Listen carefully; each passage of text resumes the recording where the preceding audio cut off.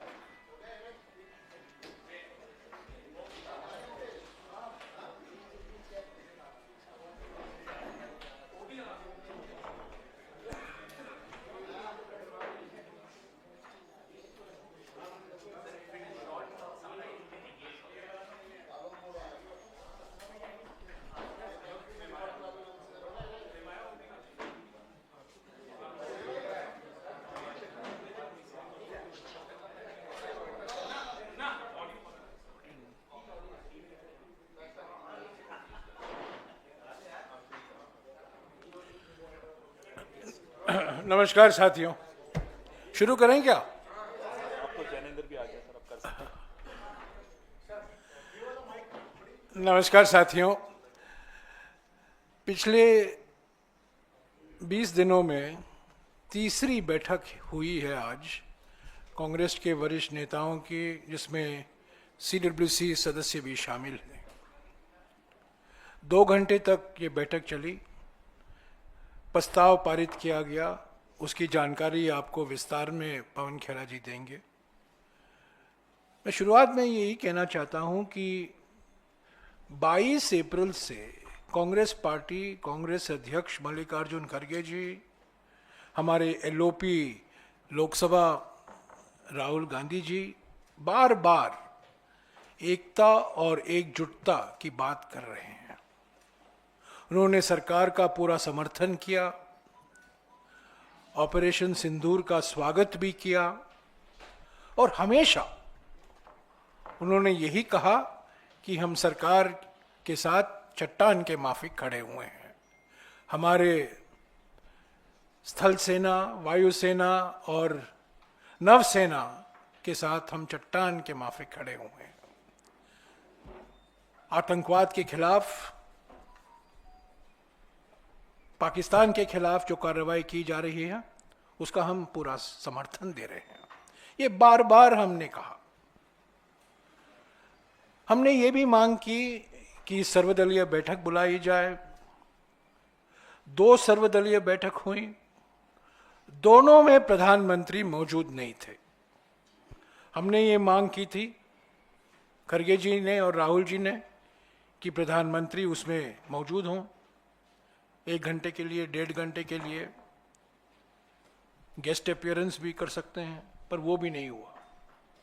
2 सर्वदलीय बैठक हुई हैं, प्रधानमंत्री मौजूद नहीं थे और वो औपचारिकता के लिए ये सर्वदलीय बैठक हुई है।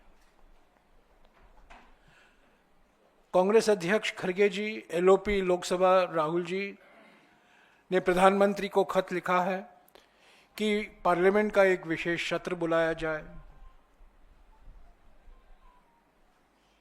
चर्चा हो पहलगाम आतंकवादी हमले के ऊपर, ऑपरेशन सिंदूर पर नहीं, पर जो पहलगाम में आतंकवादी हमले हुए हैं और उसके बाद जो घटनाएं हुई हैं, और ये एक सामूहिक संकल्प देश को दिखाना है दुनिया के सामने कि हम एक हैं, हम एक आवाज से बोलते हैं। और 22 फरवरी 1994 का जो प्रस्ताव है, जो सर्वसम्मति से पारित हुआ था पीओके को लेकर, वो एक मौका है उसको वापस दोहराने के लिए। पर इस पर भी प्रधानमंत्री ने कुछ नहीं कहा है, जवाब भी नहीं आया। इस बीच पिछले कई दिनों से कांग्रेस पार्टी सवाल कर रही है कि सीज फायर की पहली घोषणा राष्ट्रपति ट्रंप क्यों करते हैं। पहली घोषणा वॉशिंगटन डीसी से होती है। अभूतपूर्व है, ये पहली बार हो रहा है। किसके कहने पर हुआ, किसने पहले मांग की, वो अलग बात है, पर पहली घोषणा वॉशिंगटन में होती है। प्रधानमंत्री उस पर कुछ बोलते नहीं हैं। अमेरिकी विदेश मंत्री जो हैं, secretary of state Marco Rubio, वो कहते हैं कि अमेरिका की भूमिका इतना महत्वपूर्ण था कि अमेरिका के वजह से ही यह युद्ध विराम हुआ है। उसका जवाब उनके खास दोस्त डॉक्टर जयशंकर देते नहीं हैं। रूबियो जी कहते हैं कि तीसरे जगह में बातचीत होनी चाहिए, यानी कि भारत में नहीं, पाकिस्तान में नहीं, और तीसरे देश में बातचीत होनी चाहिए। उस पर भी प्रधानमंत्री जी चुप हैं, उस पर भी विदेश मंत्री चुप हैं। हमने ये सवाल उठाया है कि प्रधानमंत्री और विदेश मंत्री क्यों नहीं देश को विश्वास में लेते, पार्लियामेंट को विश्वास में लेते, राजनीतिक दलों को विश्वास में नहीं लेते कि अमेरिका की भूमिका क्या है। क्या हमने अमेरिका की जो मीडिएशन बार बार आज फिर राष्ट्रपति ट्रंप ने दोहराया है, सऊदी अरेबिया से उन्होंने दुनिया को संदेशा भेजा है, और अभी अभी सऊदी अरेबिया से कतर जाते वक्त उन्होंने वापस ये दोहराया है कि अमेरिका के वजह से और ख़ास तौर से राष्ट्रपति ट्रंप के वजह से ही ये युद्ध विराम हुआ है। तो इस पर प्रधानमंत्री चुप क्यों है? मार्को रूबियो की वक्तव्यों और बयानों पर हमारे विदेश मंत्री जो दुनिया भर की बातें बोलते हैं, प्रवचन देते रहते हैं प्रधानमंत्री के माफिक, इस पर क्यों चुप है? तो ये हमने ये सवाल उठाए हैं, और हमारी मांग सीधी सी मांग है, प्रधानमंत्री की अध्यक्षता में सर्वदलीय बैठक बुलाए जाए, पार्लियामेंट का एक विशेष सत्र बुलाया जाए। मैं ये भी कहूंगा कि ऑपरेशन सिंदूर का राजनीतिकरण करना मैं समझता हूं गलत है। हमने सुरक्षा को लेकर कभी राजनीतिकरण नहीं किया है। अभी खबर आई है कि 25 तारीख को प्रधानमंत्री एनडीए के मुख्यमंत्रियों से मिल रहे हैं। क्यों नहीं देश के सारे मुख्यमंत्रियों से मिलते? क्या गलती की है? कर्नाटक के मुख्यमंत्री, पश्चिम बंगाल के मुख्यमंत्री, तमिलनाडु के मुख्यमंत्री, तेलंगाना के मुख्यमंत्री, हिमाचल के मुख्यमंत्री, क्या गलती किया इन्होंने?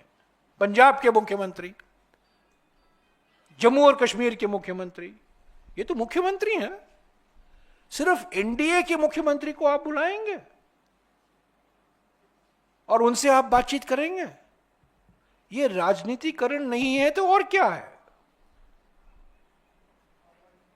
एक तरफ कांग्रेस अध्यक्ष और राहुल जी एकता और एकजुटता की बात कर रहे हैं, और दूसरी तरफ प्रधानमंत्री गंभीर सवाल पर चुप हैं, बोलते नहीं हैं, सर्वदलीय बैठक में आते नहीं हैं,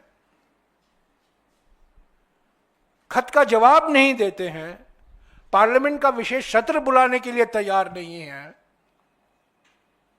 और दूसरी तरफ एनडीए के मुख्यमंत्रियों से आप विशेष बैठक करवा रहे हैं, रैलियां करवा रहे हैं देश भर में। ये राजनीतिकरण नहीं है तो और क्या है? हम इसकी कड़ी से कड़ी निंदा करते हैं। ऐसा राजनीतिकरण हमने कभी नहीं देखा। असली सवालों पर चुप्पी और सुरक्षा को लेकर राजनीतिकरण, मैक्सिमम साइलेंस, असली मुद्दों पर मैक्सिमम साइलेंस और मैक्सिमम पॉलिटिसाइजेशन, और इससे और राजनीतिकरण नहीं हो सकता। तो इस पर आज कांग्रेस के वरिष्ठ नेताओं के बीच में करीब 23 लोग मौजूद थे, सीडब्ल्यूसी के सदस्य भी मौजूद थे। इस पर चर्चा हुई।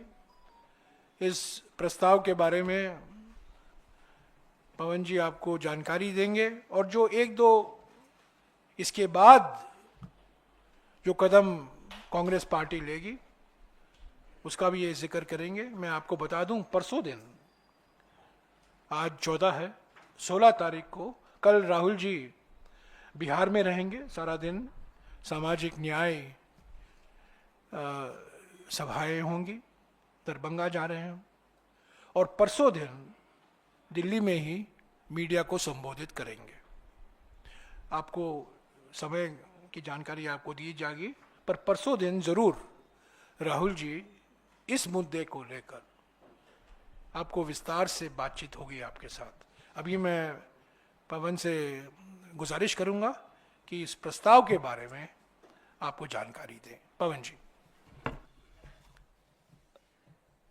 शुक्रिया जयराम जी। पिछले 15 दिन में लगभग तीसरी बार आज कांग्रेस की इस तरह की महत्वपूर्ण बैठक हुई, जिसमें बहुत वरिष्ठ, हमारे तमाम वरिष्ठ नेताओं ने जो दिल्ली में मौजूद थे उन्होंने हिस्सा लिया। आपको मालूम है, आपकी जानकारी में है कि जब पिछली बैठकें हुई पहलगाम के तुरंत बाद और फिर जब कॉन्फ्लिक्ट शुरू हुआ, तब पूरा कांग्रेस पार्टी ने अपना समर्थन सरकार को दिया। तो विपक्ष सरकार के साथ खड़ा था, देश की जनता सरकार के साथ खड़ी थी, देश का मीडिया तो सरकार के साथ खड़ा ही रहता है। लेकिन सरकार बैठ गई। इस बात की चिंता आज सबने उठाई कि किस दबाव में सरकार बैठी, क्यों सीजफायर की घोषणा अमेरिकी राष्ट्रपति द्वारा सबसे पहले की गई, क्यों सौदा, व्यापार, इन शब्दों का इस्तेमाल हुआ, क्योंकि देश की संप्रभुता का सवाल था, देश की सुरक्षा का सवाल था। देश की संप्रभुता और सुरक्षा के बीच सौदा और व्यापार नहीं आ सकता। हमारे तमाम वरिष्ठ नेताओं ने ये सवाल उठाए। थोड़ी देर में हम आपको ये प्रस्ताव भी आपके सामने रखेंगे। और न केवल कश्मीर के मामले में मध्यस्थता की बात अमेरिकी राष्ट्रपति डोनाल्ड ट्रंप ने की, भारत और पाकिस्तान को एक तराजू में तोलने की बात की। प्रधानमंत्री मोदी और प्रधानमंत्री शहबाज शरीफ को एक तराजू में तोलने की बात की। मोदी जी को स्वीकार हो सकता, हमें स्वीकार नहीं है, हम विपक्ष में हैं, लेकिन हम नहीं मानते इस बात को। यह कैसे हुआ और यह स्वीकार कैसे किया प्रधानमंत्री ने और देश की सरकार ने? अमेरिका की भूमि से, अमेरिका की धरती से डोनाल्ड ट्रंप घोषित करते हैं सीज फायर कि उन्होंने करवाया।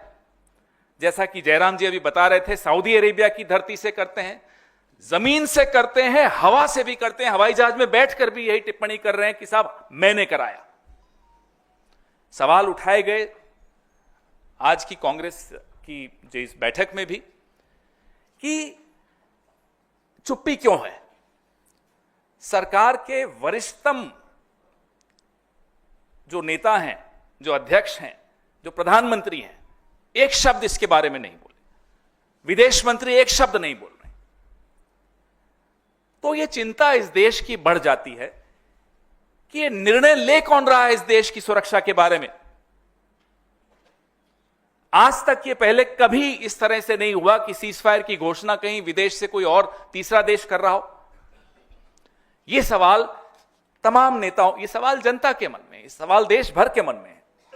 इसलिए इस सवाल पर चर्चा होना बहुत जायज था। जो खंडन की आवश्यकता थी, और ऐसा नहीं है कि प्रधानमंत्री के पास समय नहीं था।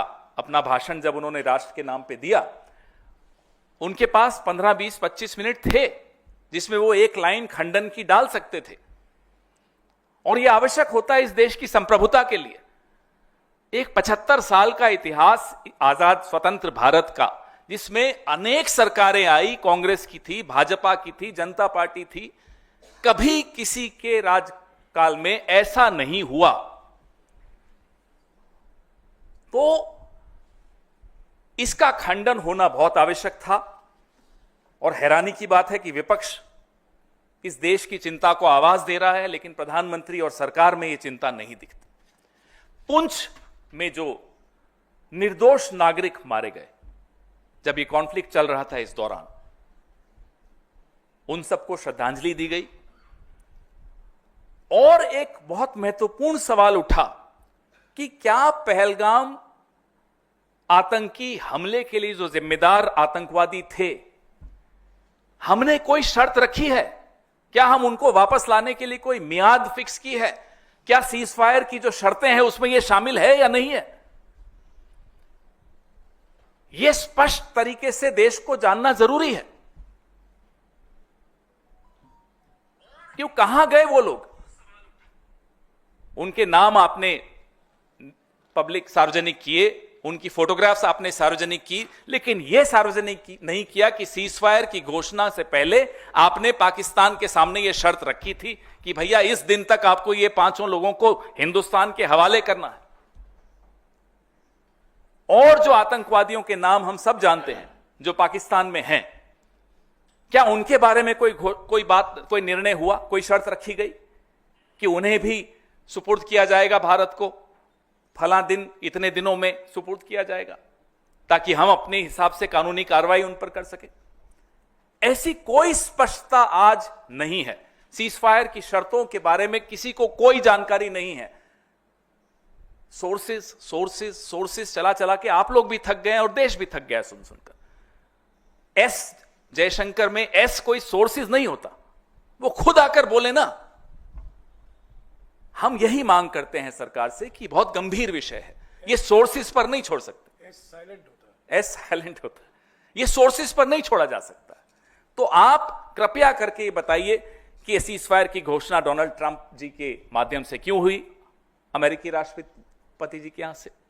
आप स्पष्ट तौर पे बताइए कि सीज फायर की शर्तें क्या थी। आप स्पष्ट तौर पे बताइए कि पहलगाम के आतंकवादी कब भारत को सौंपे जाएंगे, क्या ये सीज फायर की शर्तों में शामिल था? आप स्पष्ट तौर पे बताइए कि जो बाकी आतंकवादी हैं जिनके नाम पूरा विश्व जानता है और पूरा विश्व यह भी जानता है कि वो पाकिस्तान की शरण में हैं, क्या उन्हें भारत को सुपुर्द किया जाएगा? अगर किया जाएगा तो कब तक किया जाएगा? ये तमाम सवालों के जवाब आवश्यक थे। जयराम जी ने अभी कहा कि आने वाले दिनों के कदम, तो एक तो जयराम जी ने बताया कि परसों राहुल जी आपसे मुखातिब होंगे। दूसरा, पूरे देश में अलग अलग शहरों में जय हिंद रैलियां निकाली जाएंगी, जिसमें सभाएं होंगी, जिसके बारे में जयराम जी अभी आपको और भी बताएंगे कि इसका क्या कॉम्पोजिशन होगा। आने वाले दिनों में और स्पष्ट तौर पे हम आपको उसके बारे में सूचना देंगे। लेकिन मैं जयराम जी से आग्रह करता हूं कि जय हिंद सभाओं के विषय में भी आपसे कुछ स्पष्ट तौर पे बताएं। जैसा कि आप जानते हैं, अलग अलग राज्यों में कांग्रेस पार्टी संविधान बचाओ रैलियां कर रही हैं। 13 या 14 राज्यों में ये हो चुका है और सभी राज्यों में ये चल रहा है, संविधान बचाओ रैली। कल राहुल जी बिहार में होंगे। सामाजिक न्याय को लेकर, जाति जनगणना को लेकर जो सवाल और मुद्दे उन्होंने उठाए हैं, कांग्रेस अध्यक्ष ने उठाया है, कांग्रेस पार्टी ने उठाया है, उसको लेकर बिहार के अलग अलग शहरों में खास तौर से युवाओं के साथ राहुल जी की मुलाकात होगी और वो भी सामाजिक न्याय को भी लेकर भी रैलियां होंगी, सभाएं होंगी विभिन्न राज्यों में। पर जो अभी राजनीतिकरण हो रहा है ऑपरेशन सिंदूर को लेकर, खास तौर से अगले 10-15 दिनों में बीजेपी की ओर से, और मैंने आपको एक मिसाल दिया कि 25 तारीख को एनडीए के मुख्यमंत्री की बैठक होने वाली है, वो एक मिसाल है। ऑपरेशन सिंदूर ऑपरेशन सिंदूर किसी एक पार्टी का ब्रांड नहीं होता है, ये देश का ब्रांड है, जनता का ब्रांड है। ऑपरेशन सिंदूर पर किसी एक पार्टी का एकाधिकार नहीं है, पर जिस तरीके से पार्टी श्रेय लेना चाह रही है, राजनीतिकरण कर रही है, खुले तौर से राजनीतिकरण हो रहा है। और पार्टी का ब्रांड और खास तौर से एक व्यक्ति का ब्रांड, जिसका ब्रांड एक्सपायरी डेट हो चुका है, उसको नई जान फूंकने के लिए उनमें ये नया ब्रांड अपनाया जा रहा है। इसको मद्देनजर रखते हुए हमने ये तय किया है कि 10, 12, 15 शहरों में उसकी जानकारी कल परसों आपको मिल जाएगी। जय हिंद सभा, जय हिंद रैलियां होंगी। हमारे एआईसीसी से वरिष्ठ नेता उसमें शामिल होंगे और हम प्रधानमंत्री से सीधे सवाल करेंगे। जनता की ओर से जो सवाल हैं वो सवाल हम उठाते रहेंगे। कुछ सवाल तो आज हमने उठाए हैं, पर और बहुत सारे सवाल हैं। परसों दिन राहुल जी भी वो उठाएंगे। पर ये इन जय हिंद सभाओं में हम प्रधानमंत्री को कहेंगे कि इन सवालों का जवाब दीजिए, आप चुप क्यों हैं? क्योंकि इस सरकार में तो एक ही व्यक्ति निर्णय लेता है। तो यही है मकसद इन रैलियों का, इन सभाओं का। मैं एक और बात कहूंगा, उसके बाद आपके सवाल का जवाब पवन जी और मैं हम देंगे। अगर आप अमेरिका की ओर से जो बयान आ रहे हैं, अलग अलग देशों में जो बयान दिए हैं, जो अंतर्राष्ट्रीय मीडिया में चर्चा चल रही है, कश्मीर कश्मीर कश्मीर कश्मीर, आतंकवाद को लेकर उसका कोई जिक्र नहीं हो रहा है। अमेरिका ने तो ज्यादा जिक्र ही नहीं किया है, राष्ट्रपति ट्रंप ने तो ज्यादा जिक्र ही नहीं किया। कश्मीर कश्मीर कश्मीर कश्मीर कश्मीर के बारे में चर्चा सिर्फ भारतीय संसद में हो सकता है और कहीं नहीं हो सकता। ये बात साफ होनी चाहिए। पर हम प्रधानमंत्री जानते हैं कि नहीं कि अभी सारे देशों में, सारे सभाओं में, सभी मंचों में इंडिया पाकिस्तान, इंडिया पाकिस्तान, जैसा कि पवन जी ने कहा, हाइफनेशन हो गया है। मैं सोचता था हम नेशन हैं, पर अब हाइफनेशन हो गया। नेशन से हाइफनेशन।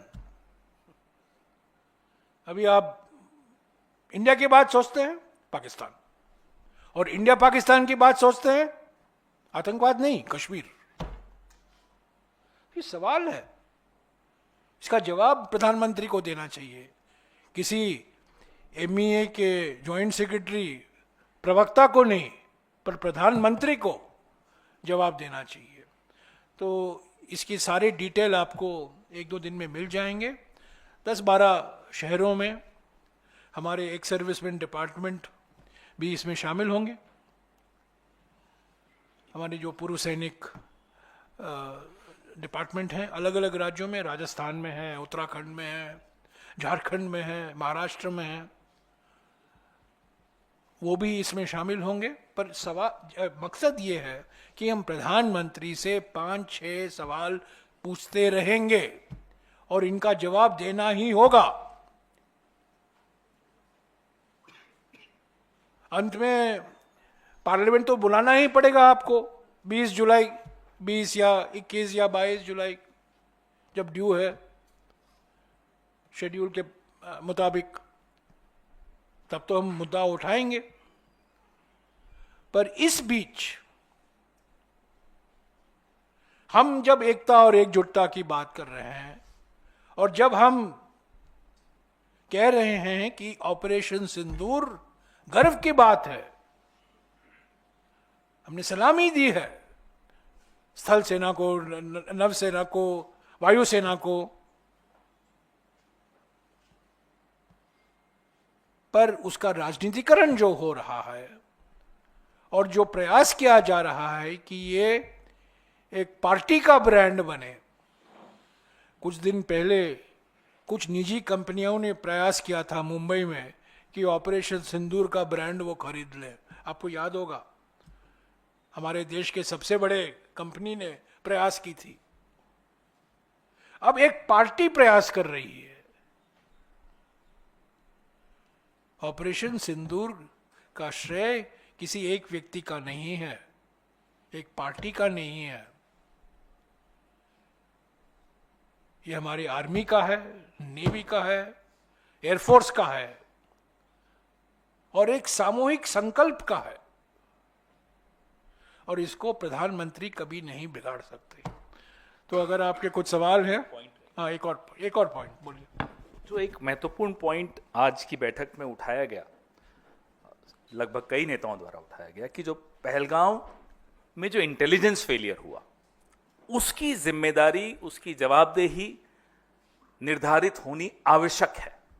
उससे बचा नहीं जा सकता कि इतनी टूरिस्ट वहां आया हुआ हो। न केवल उसकी जवाबदेही, इंटेलिजेंस फेलियर की जवाबदेही, सुरक्षा फेलियर की जवाबदेही, जो क्विक रिस्पांस होना चाहिए था उनके इलाज में भी और उनकी सुरक्षा के लिए भी, उसमें जो समय लगा, ये सब चर्चाएं भी आज की बैठक में हुई। मुझे लगा ये महत्वपूर्ण है, इसलिए मैं इस पर ये आपको नोट थोड़ी देर में आपके मोबाइल पे आने वाला है। अब आपके सवाल पूछिए। हाँ जी, मौसमी।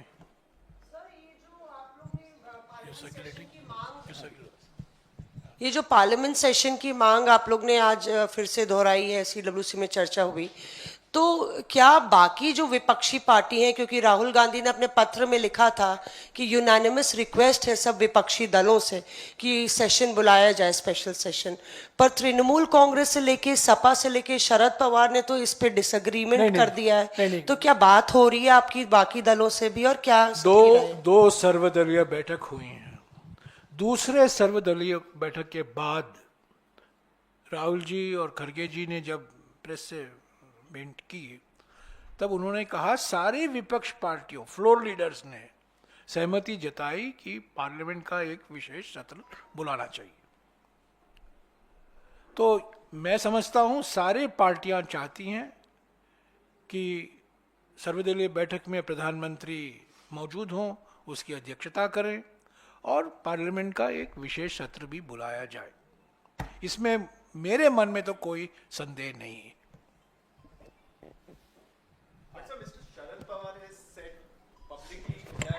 We are discussing what the CWC and the senior leaders of the Congress discussed today. So let's not divert it from that. Sir,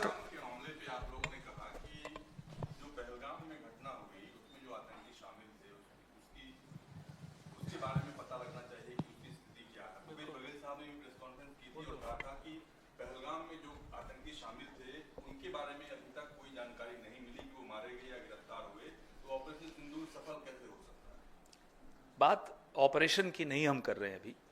हम पहलगांव जहां से ये सब शुरू हुआ, बड़े बड़े दावे आपने सुने, लगातार सुन रहे हैं गृह मंत्री द्वारा, प्रधानमंत्री द्वारा, कि साहब सब कुछ ठीक हो गया।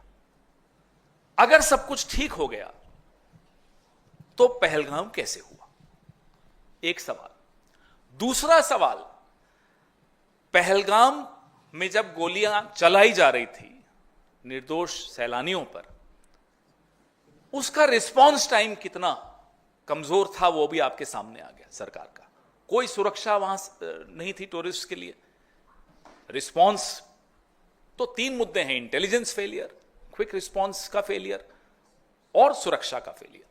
तो ये तीनों मुद्दे बहुत महत्वपूर्ण हैं, क्योंकि जब तक अकाउंटेबिलिटी आप फिक्स नहीं करेंगे तब तक जवाब नहीं मिलेंगे। फिर अगला मुद्दा आता है पहलगाम के आतंकियों का मुद्दा। तो आज की बैठक में यह चर्चा हुई कि वो 5 आतंकी जिनका नाम और फोटो सरकार ने जारी किए थे, उनके बारे में सीज फायर में कोई बात हुई या नहीं हुई, कोई शर्त हमने रखी या नहीं रखी, वो कब तक भारत को सुपुर्द किए जाएंगे ताकि वो हमारे यहां के कानून के हिसाब से उन पर कार्रवाई की जा सके। सर, मैं आपको इतिहास से कुछ जानकारी देना चाहता हूं। चीन का आक्रमण हमारे देश पर 20 अक्टूबर 1962 को शुरू हुआ। क्रोनोलॉजी समझिए, 20 अक्टूबर 1962 को चीन का आक्रमण शुरू होता है भारत पर।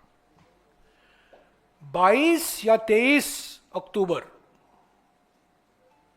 मेरे ख्याल में 22, हो सकता है 23, 3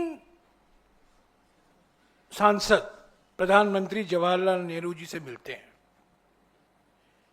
एचवी कामत, प्रजा सोशलिस्ट पार्टी के नेता, हेम बरुआ, प्रजा सोशलिस्ट पार्टी के नेता, और जनसंघ के एक युवा नेता, पहली बार जो सांसद बने थे, अटल बिहारी वाजपेयी।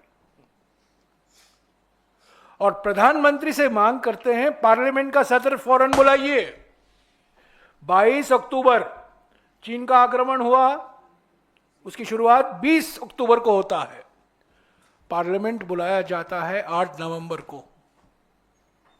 याद रखिए, इतिहास गवाह है, इसके सारे रिकॉर्ड हैं। एचवी कामत मिले, हेम बरुआ मिले, अटल बिहारी वाजपेयी ने मांग की। एक सांसद ने प्रधानमंत्री को खत लिखा, पार्लियामेंट की सेशन बुलाइए पर गुप्त सेशन हो। यह भी मजेदार की बात, गुप्त सेशन एक सांसद ने पूछा। ये सब पार्लियामेंट के रिकॉर्ड में है, आप देख सकते हैं, पढ़ सकते हैं। सीक्रेट सेशन ऑफ पार्लियामेंट बुलाया जाए। प्रधानमंत्री ने जवाब दिया, इसमें कोई सीक्रेट बात नहीं है, देश से जुड़े हुए मुद्दे हैं, देश को अधिकार है जानने के लिए।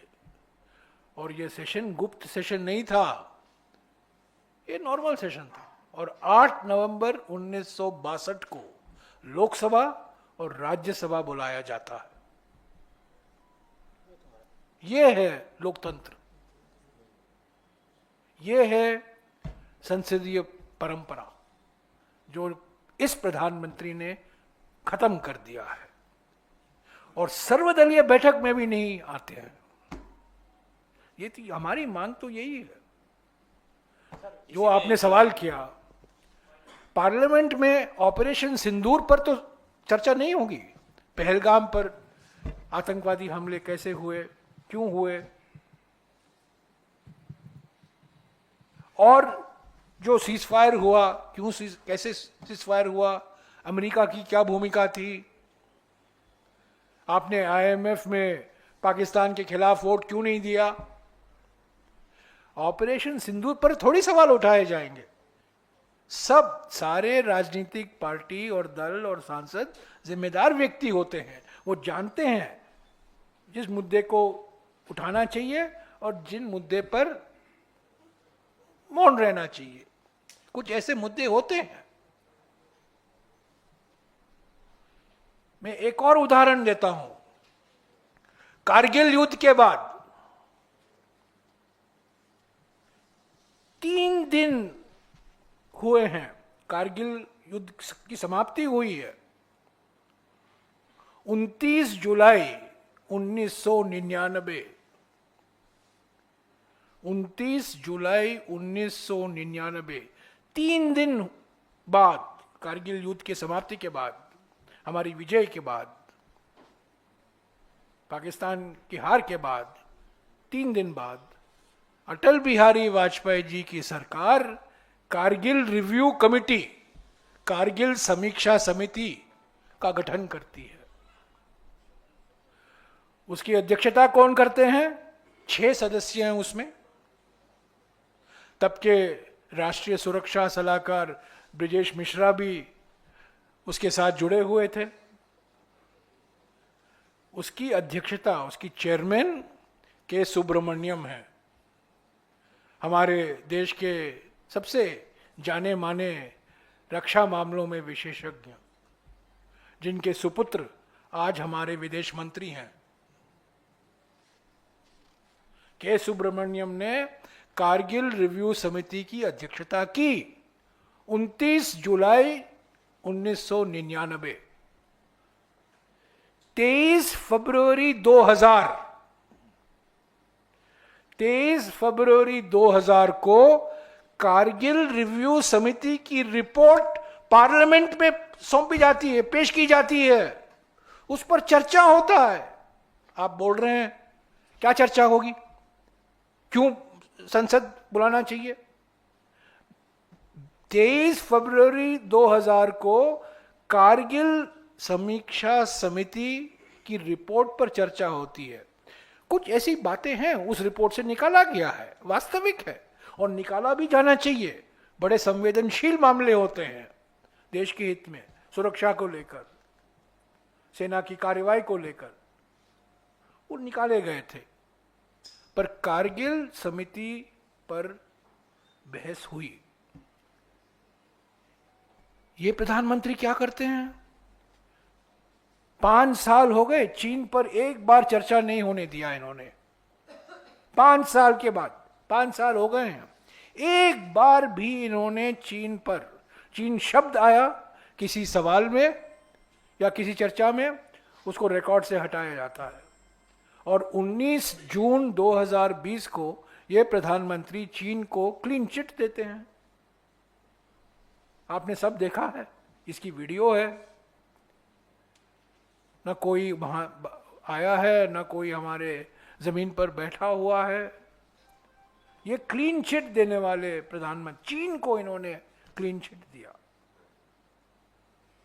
तो प्रधानमंत्री से बहुत सारे सवाल करने की जरूरत है और ये जय हिंद सभाओं में हम ये सवाल करके ही रहेंगे। जयराम इसमें एक चीज इसमें जरूरी है, जो अभी जयराम जी ने इतिहास का उदाहरण दिया अटल जी का।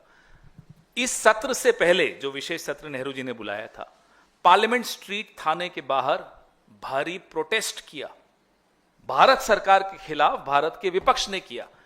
किसी भारत सरकार के मंत्री ने उस वक्त के विपक्ष को यह नहीं कहा कि आप देश विरोधी हो, उनका प्रदर्शन होने दिया। हम तो अब ये सवाल जो पूछ रहे हैं, कॉन्फ्लिक्ट खत्म होने के बाद पूछ रहे हैं। तो ये जो इनकी आदत है कि साहब आप देशद्रोही हो, इन्हें समझाइए, इन्हें इतिहास बताइए कि अटल जी ने प्रदर्शन किया बीच युद्ध के और नेहरू जी ने प्रदर्शन होने दिया, और उसके बाद जैसा कि जयराम जी बता रहे थे, विशेष सत्र की मांग तुरंत स्वीकार की। हमने कभी नहीं कहा कि अटल जी आप राष्ट्र विरोधी हो, कभी नहीं कहा। पवन सर, आपने कहा कि इंटेलिजेंस फेलियर रहा, पूरी घटना हो चुकी है। अब आप किसको जिम्मेदार मानते हो? क्या कांग्रेस पार्टी सामने आकर, सड़कों पे आकर जिम्मेदार व्यक्ति का इस्तीफा मांगेगी? दूसरा सर, बॉयकॉट का एक ट्रेंड चल रहा है, 2 देशों को खासतौर पर उनकी चीजों को वहां जाना आना, उन पर बॉयकॉट, क्या कांग्रेस पार्टी उसका समर्थन करती है? पहले सवाल का जवाब मैं दूंगा, दूसरे का मेरे वरिष्ठ साथी देंगे। जो आपने कहा कि सड़क पर, तो जैसा जयराम जी ने आपको बताया कि जय हिंद सभा का मकसद ही ये है कि ये तमाम मुद्दे उठाए जाएंगे, ये तमाम सवाल उठाए जाएंगे। आपने कहा कौन जिम्मेदार है? क्या आपको नहीं मालूम या इस देश को नहीं मालूम कि इस देश का गृह मंत्री कौन है, जिसके अंडर सिक्योरिटी आती है जम्मू एंड कश्मीर की? ये सबको मालूम है।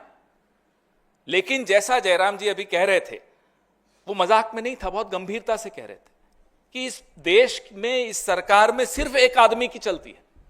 तो जब सवाल उठाए जाएंगे, जब जवाबदेही फिक्स होगी, आप खुद तय कर लीजिए किस किस की होगी। Thank you. Sir Turkey boycott, Turkey के बाइकाट पे सर,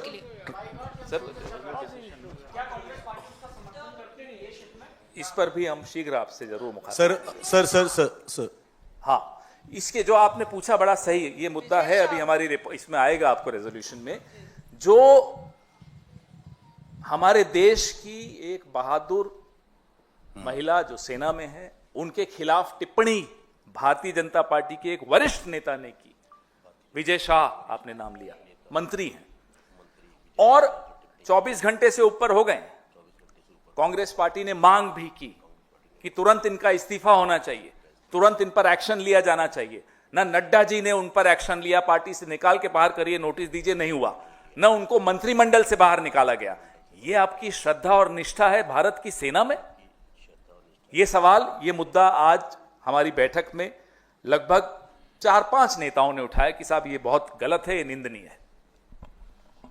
और ये बीजेपी की मानसिकता को दर्शाता है। ये पहली बार ऐसा नहीं हुआ। हाँ जी, 4 दिन हो गए सेसेशन ऑफ फायर रोके हुए। क्या सरकार की तरफ से, आप प्रिंसिपल ऑपोजिशन पार्टी हैं, कोई कोशिश हुई बताने की या समझाने की? और दूसरा सर, शशि थरूर साहब का एक एक्स पर पोस्ट था जिसमें उन्होंने डिसअपॉइंटमेंट बताया जैसे ट्रंप ने सीज फायर का ऐलान किया। उसमें उन्होंने भी कहा India will never do that, will never seek a intervention from third country. तो क्या जल्दबाजी की थरूर साहब ने ऐसा स्टेटमेंट कहकर? वो उनकी राय है। जब थरूर साहब बोलते हैं वो पार्टी की राय नहीं होती है। Thank you.